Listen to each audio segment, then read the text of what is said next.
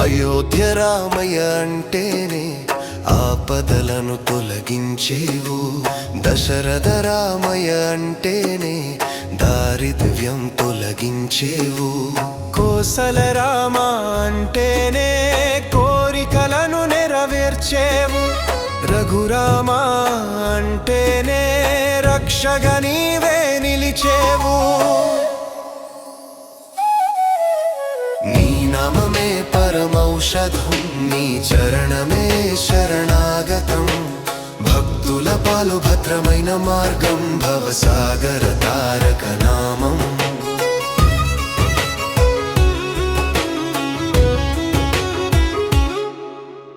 విశ్వామిత్రుని కోరిక మేరకు రాక్షసి తాటకిని చంపావు. యాగాలను రక్షించావు, మునులకు సంతసమిచ్చావు. బ్రహ్మర్షి మాటను పాటించి మిథిలకు పయనం